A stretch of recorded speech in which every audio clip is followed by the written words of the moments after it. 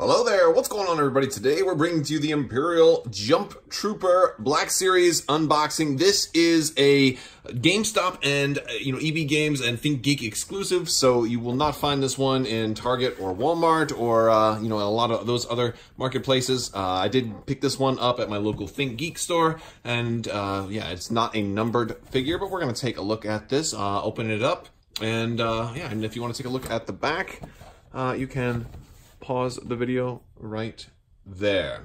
Yes. All right, so let's go ahead and open this figure up. All right, here he is out of the package, and overall this looks like a very, very cool figure. There's a couple of real interesting things about this figure that I haven't seen before, and so I like that. And we're going to talk about all of these, but yeah, it's a really nice figure. You've probably recognized this from a lot of like the Battlefront games. He's a jump trooper, a rocket trooper. He can, he's got that little booster that can let him take giant leaps and bounds, but not necessarily fly indefinitely.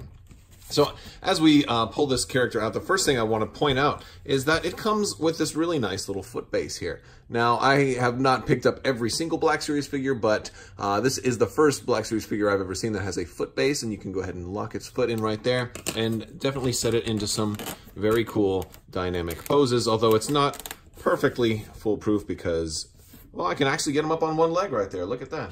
He is actually on one leg, but it's, it'll still eventually fall, but this is a really cool kind of stand because there are a lot of stands out there that have pegs, and those don't always give you that most flexibility, so it's nice to have a little something more that you can do. So as we look at the figure in closer detail, we're going to get a look at the head. Is very, very clean. The paint apps are really good on the helmet.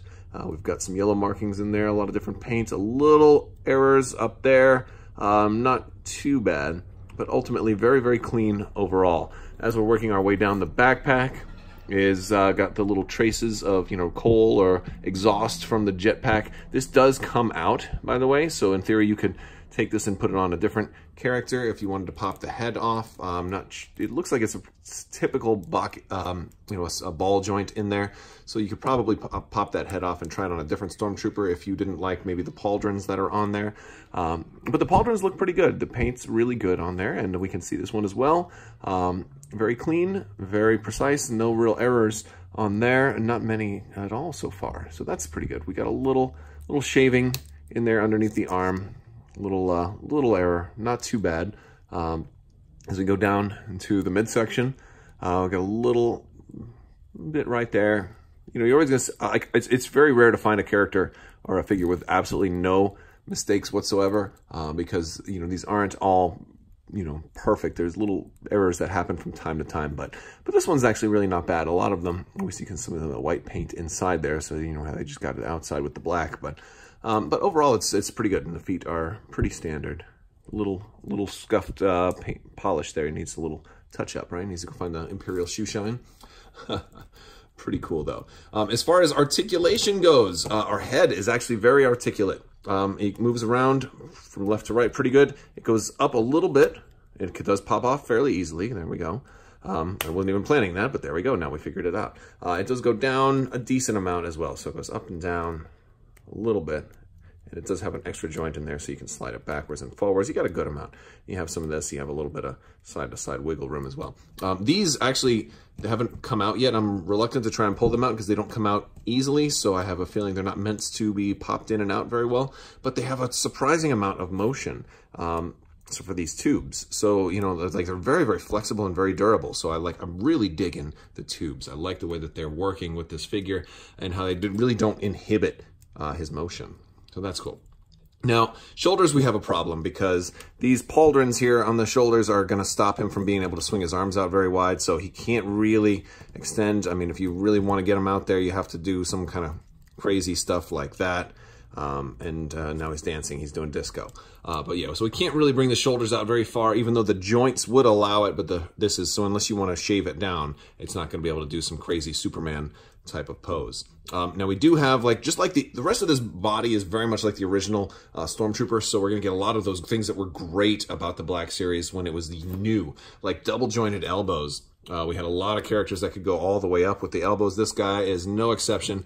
Now his wrist here is just a normal wrist swivel. and doesn't really move a whole lot, but he's got that pointy finger. He's giving some direction. This one, actually, we have a little bit of paint scuff on that wrist too. That's really the most noticeable one out of all of the little arrows. But yeah, we got double jointed elbows, and we can go really far in with those. So I definitely like that. For the waist, we can go backwards and forwards, and we can go left and right. So we got a lot of waist swivel. Legs, we're going to see some standard Stormtrooper pitfalls where the belt that's on here is going to inhibit a little bit of the bendiness, but we can kick pretty far forward. We can't really go out too far. We can go out about that far. Kicking forward. We have double jointed knees, so we can get into those really tight knee poses, which will definitely help you when you're flying if you wanted to go into a cannonball, but it will let you get into some cool poses like that. Boom! Like looking down at you as you escape. You know, so you can get some really cool poses out of those type of leg articulation. And for the feet, we do have double jointed, or not double jointed, but we have really nice ankle pivot, and we've got that ball joint on the feet, so we can get him into a lot of standing positions. So all in all, I think the figure's a really good quality Stormtrooper. I think one of the things I like most about it is the base. Now, I didn't talk much about the weapon, but the rifle is just a normal Blastech E11 blaster rifle, but it does have a little bit of a chrome gloss on it, so like a dry brushing. And the stand kind of lets you get it into some dynamic poses. It's, like I said, it's not perfect because I kind of got it into this running pose where the one foot is off the ground. So it's actually a pretty decent stand. Without having to go out and buy an aftermarket stand, it's actually a pretty good one because of what it lets you do.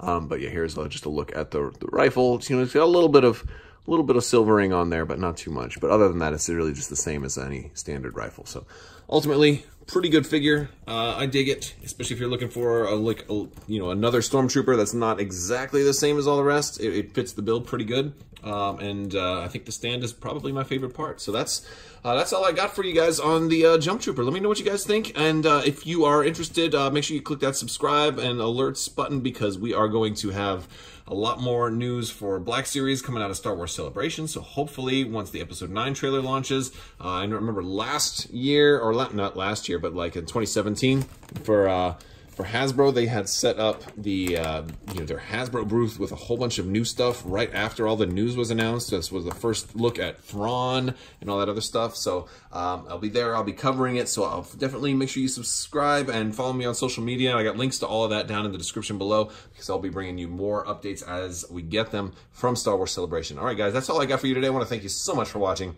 And as always, have a great day.